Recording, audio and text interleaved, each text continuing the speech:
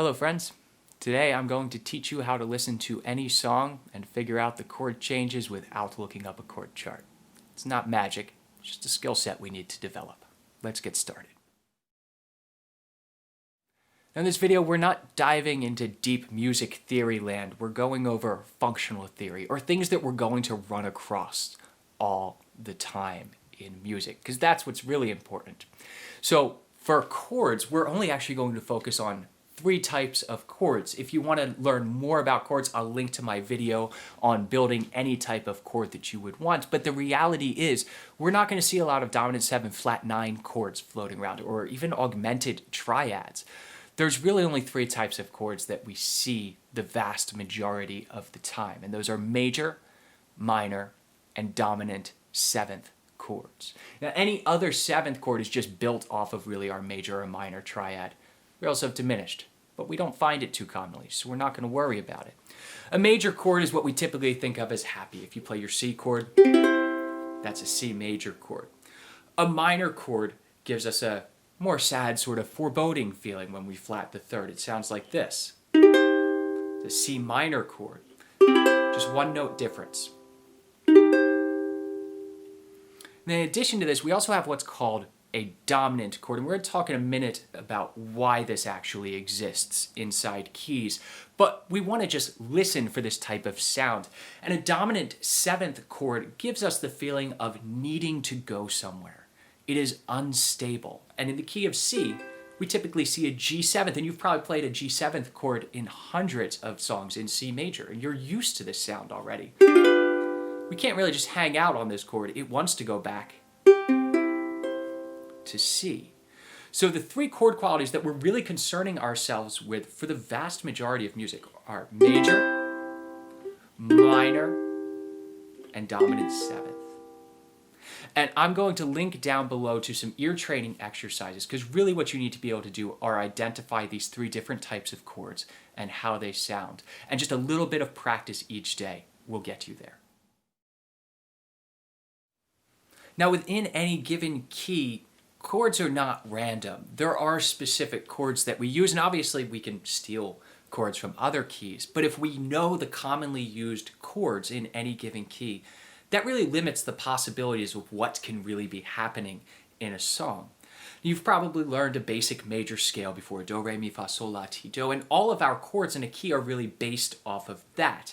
If we take our major scale and we stack 3rds on top of this, and create 3-note chords or triads, we come up with a very distinct pattern. Our 1 chord in the key of C is going to be major. That's just how it naturally stacks up. Our 2 chord based off of the D is going to be minor.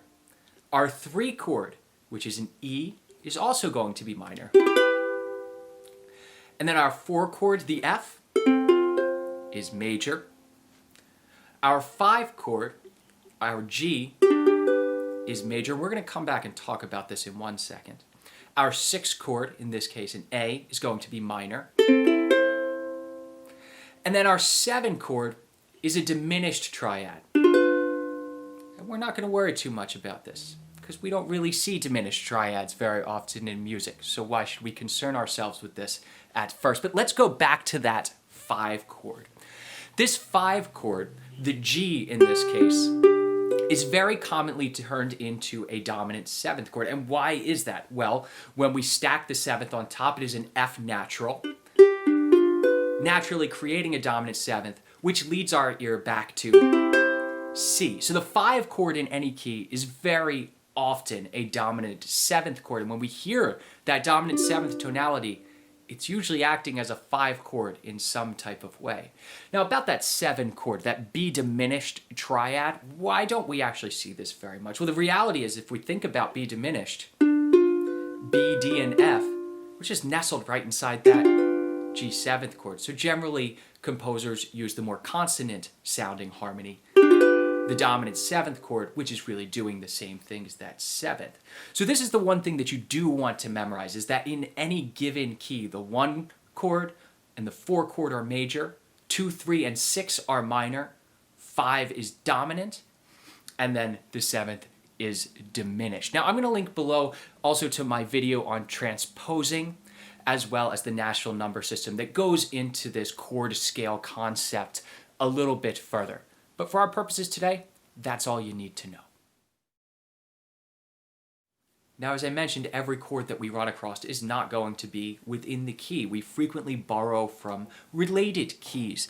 But one device that we really need to know about is what are called secondary dominants. And this sounds like a big scary thing, but let me play one for you because you've heard it a million times.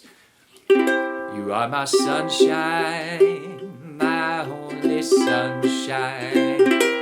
You make me happy. So what's that secondary dominant? So you see I'm starting on a C major chord. We are in the key of C. And then I'm finally playing a C seventh. You said only the 5 chord should be a dominant seventh, right? This doesn't actually fit in the key of C. Whenever we see a dominant chord or hear a dominant chord that doesn't make sense within our key, it is generally guiding our ear somewhere. Remember that a dominant chord gives us that sense of needing to go somewhere, of instability. And in this case, in the case of a secondary dominant, what we are doing is we are stealing the dominant chord or the 5 chord from the chord we're going to. In the case of You Are My Sunshine, we land on F. Well, what is the dominant chord in the key of F? Our 5 chord, F, G, A, B flat, C. So a C seventh makes sense to guide our ear to an F. And we're going to see this very frequently, especially when we are going to the 4 chord, as we did in that instance. And also, our 3 chord is very typically turned into a secondary dominant, into an E seventh as opposed to an E minor, which can lead us, we can think of a song such as Bright Eyes, First Day of My Life. This is the first day of my life. That second chord is an E seventh chord, which doesn't make sense in the key of C, but our next chord after this is an A minor chord. And we think about how that E seventh functions to going to an A minor chord. Well, it's the dominant chord, right? A, B, C, D, E. 7th is our 5 chord. So if you hear a dominant chord in a song, and you will because these are so commonly used, we hear the dominant chord, and if we know that it's not the dominant chord, the 5 chord in our key, it is generally pushing our ear somewhere. So if we can figure out the next chord, which is likely contained in the key, we'll see that that dominant chord directly correlates to it. Now, we're not worrying too much about 7th chords in here, except for our dominant 7th, but one tonality that I find a lot of beginners have problems establishing is that of a minor 7th chord. And it makes total sense because it sort of hovers between minor and major. If we think in the key of C again, our 6th chord, our A minor, if we make that a 7th, we have A, C, and E, and we add a G on top. Well, what are we doing? Well, we're nestling a C major chord, and we have C, E, and G with an A in the bass. So if I play this chord in isolation outside of context, is that major or minor? So when you run across these chords that sort of sound like both, it's typically a minor 7th chord. So how do we figure that out? And the easiest way is the second thing that we need. We need to establish the chord quality, which tells us whether it's major, minor, dominant, which gives us a lot of information as to how it fits in musically into the progression. And then the second thing is listening to the bass movement, what notes the bass is playing. And in the case of an A minor, if I play an A in the bass, or sing, do, it suddenly sounds like a minor chord. So if we can isolate that bass line and just sing the bass line, and if you have to sing it and then pluck out what note it is on your uke, that's okay. That's how we get started with these things. You'll be able to identify that's a minor chord if it seems like it's straddling that tonality. Now, of course, we're going to run across times in music that we have what are called chord inversions, or chords that do not have the root in the bass. So usually the chord quality, whether it's major, minor, or dominant, is going to give us more information than the bass itself. But the bass is a second thing that we can look at if we can't quite figure out what chord is going on. Now, there is one key piece of information that we have not covered, and that's establishing what key any given song is in. And it's not as hard as it sounds. The reality is that we just need to look at the first and last chord and figure out what they are. They are generally the tonic or the 1 chord. If it's in C major, it's usually C. Now, if they disagree with each other, then we need to look at just the last chord, because that's our resolution. We resolve to that, and it feels like we're at home and we have finality. So looking at the final chord of a song and figuring that out first is how we can establish the key of a song. So if you sing along with any song, I'll use When You're Smiling, which we'll go over in just a minute. The end of it goes, when you're smiling, when you're smiling, that whole world, it smiles with you. So what's that last note? You. I find that on my uke. Ah, well, it's a C. So the first thing I would try is, well, is it a C major chord? You. Ah, it is a C major chord. I am in the key of C here. Now, it's generally going to be one of the chord tones in the tonic key. So it could be a C or an E or a G in that case. So finding the key is one of the harder steps, actually. Just sing along with the tune, find the last note, and find the chord that corresponds with that. And then we can use our chord scale system to figure out what these other chords are by figuring out their chord qualities and the bass movement if we need to. So now let's look at the entirety of When You're Smiling and talk about how to figure out what chords are happening in here. Now we're going to go through the tune When You're Smiling in 4-bar increments and figure out all of these chords together. So we established in the last section of this video that we are in the key of C already. C major is what we are in here. So let's listen to the first little bit and see what happens. Do, do, do, do.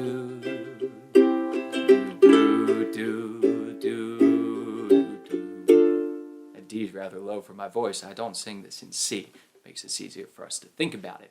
So that first chord we listened to, and I'm going to hide my uke here. You hear that? That's a nice, happy, uplifting chord. This is a major chord, which tells us it is likely either the 1 or the 4 chord, and this is the beginning of a song. So we can try and say, well, is it our 1 chord? When you're smiling.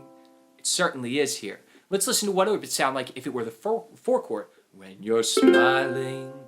Ah, doesn't quite give us the tonality we're listening for. So we know that's a C major chord. Now we go through this and we stay on it for 4 measures. When you're smiling. When you're smiling. So that second chord, the melody clashes with it a little bit because we're actually adding a major 7th. But we're not concerned about that. In the end, it's still a C major chord. The melody, the voice, or the instrument is taking care of that additional thing. We're just hearing a C major chord. But let's listen where it goes next. Do do do do do do do do do. Ah, let's listen for the quality of that next chord, because that's a little bit jarring, isn't it? It doesn't sound like a very smooth motion. So what kind of chord is this? This is a dominant 7th chord. We say to ourselves, well, we are in the key of C. So that should theoretically be our G7th chord. So let's try G7th chord. When you're smiling, when you're smiling, the whole, oh, it's not a G7th chord, is it? Which tells us if we hear a dominant chord and it's not the dominant chord in our key, it's probably a secondary dominant. So what we have to figure out is where we're going next. But then we can figure this one out. We could also listen if we had a bass player to what the bass is doing. That would really tell us. But we don't have one here. So what do? Let's do the next chord. When you're smiling, when you're smiling, the whole world smiles with you. So our next chord that we're landing on here, the end of this phrase, is that major or minor. It's a minor chord. So that tells us it's either our 2, 3, or our 6. So we can take our vocal note, that F down there that we're playing. We can find that, but we can also just try each of these and see what fits with it. And in this case, it's a D minor. This is our 2 chord. So we could go back and we can think about, well, we know we have a dominant chord before it. So what's our dominant chord in relation to D? So we just count up. D, E, F, G, A. So it should be an A7th would be our secondary dominant. That makes sense. So let's see if it works. It sounds like this. When you're smiling, when you're smiling, the whole world. There's an A7, smiles with you. It works for us. We get the A7th in here, our secondary dominant, leading us to a D minor. Let's see what happens next. You're laughing. It's still the same chord, right? Still our D minor. When you're laughing. Again, the voice is bringing in a new tonal element, but the harmony here, still just our same D minor chord. The sun, there's a different chord for us. Sun comes shining through. So let's see what that next chord is. So when we get to shining through here, let's listen to this chord.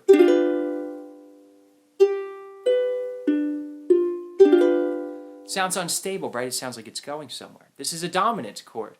So could be a secondary dominant, but maybe it's just a G7th chord in here. So let's see if a G7th chord works. When you're laughing, the sun comes shining through. And where does G7th lead our ear to? Well, to our tonic chord, to the C. And what we see here is a very, very common progression. And one thing you want to keep in your mind is that songs do not exist in isolation. We have what are called chord progressions or groupings of chords that we're going to see all over the place. And when we're familiar with the sounds of these movements between chords, it's a lot easier to figure out what's going on. In this case, from the D minor to the G7th, we're seeing a 2-5-1 progression, and I will link to my lesson on 2-5-1s down below, which is the most commonly used resolution in Western music. So we're going to see that a whole lot. So now we have this first whole section of the song. Let's listen to it. We're starting out on the 1 chord, which is a C major. And then we're going to a dominant 6th chord, which is acting as a subdominant, getting us to that D minor. That's our A7th, and that resolves us to our D minor, our 2 chord. It just hangs out there and does our classic 2-5-1 and lands on C at the end. So now we look at the B section of the tune. So here's where we landed on a C major chord. We've resolved to the tonic. And then here's what the bridge sounds like. I'm going to hide my uke and play it for you. So I'm going to do 2 bars before and then the bridge. Here it comes.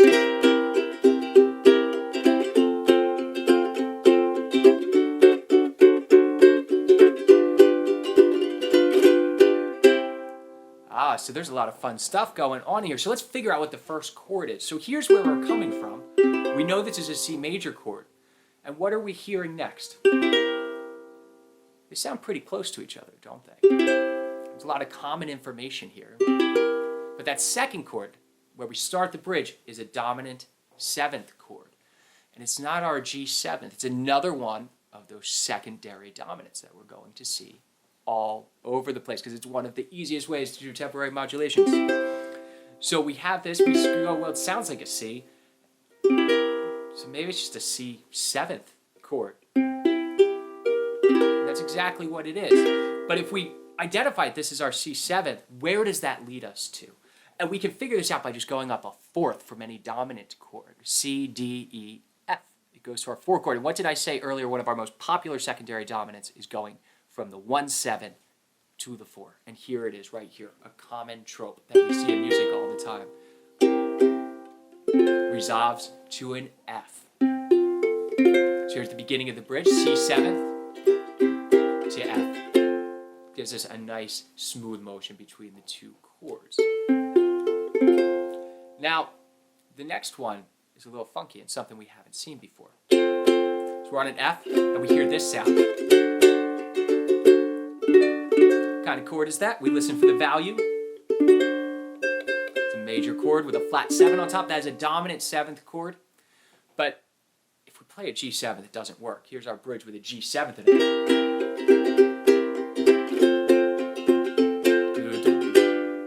It's not it. We're hearing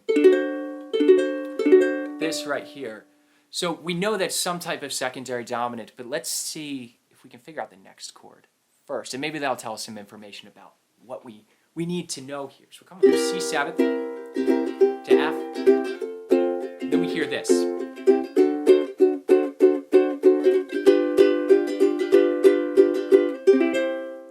Well, we hear a nice resolution there. We're resolving back to our tonic, back to C, which tells us that last chord in the bridge, probably a G7th, right? It's our G7th that gets us back to C.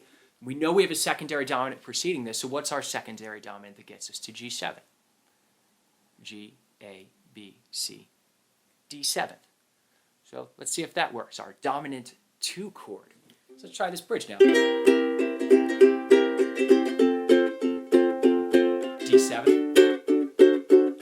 And dominant chord G7. We say we're going right to C. Now this bridge here is another very common harmonic progression.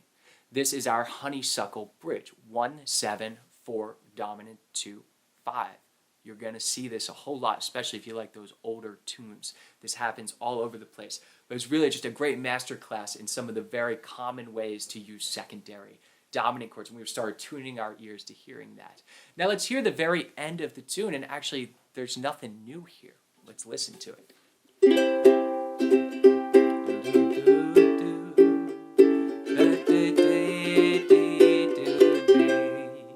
So we know we're starting out on a C major chord. And where do we go to? We've heard that change already in this song. The dominant chord, that's our A7th chord. That's our dominant 6th chord, which we know leads us to D minor. It's exactly where it goes. Our D minor gives us our classic 2-5-1 progression, which you're going to start hearing all over the place. G7, C. So this is not an easy tune to get through. I didn't want to use a basic 1-4-5. I wanted to give you the tools here to tackle some more complicated tunes. But as I said, you're going to run across a lot of very common tunes. So what I want you to do this week is to select 3 songs that you've never played on uke before. Don't look up the chords and try this method. Go through and figure out, first, what key are we in? This is important. What key are we in? Establish the key with the last chord. Then we're going to figure out what chord we're starting on, because we need a place to start. And then we can go through and really just take the qualities of the chords. Are they major? Are they minor? Are they dominant? Or are they something else? Sometimes they will be something else. We can tackle those at a later date, but this will give you 98% of what you need. And then we can figure out, if it's a major chord, it's probably the 1 or 4 chord. If it's a minor chord, it's probably the 2, 3, or 6. And if it's a dominant chord, it's either the 5 or it's acting as a secondary dominant. And with just that information, we can figure out a vast majority of tunes. Now, you're not going to magically be able to do this overnight. This is an exercise, and just like with playing ukulele, we need to practice it. And you want to practice ear training every day. There are some great apps that you can use. There are wonderful free websites out there. And the first step is not looking at intervals, as I know like a lot of people do, but listening to chord qualities. Just hearing the difference between major, minor, and dominant chords will unlock a whole lot of ear work for you. I hope this has helped. I'll see y'all next week.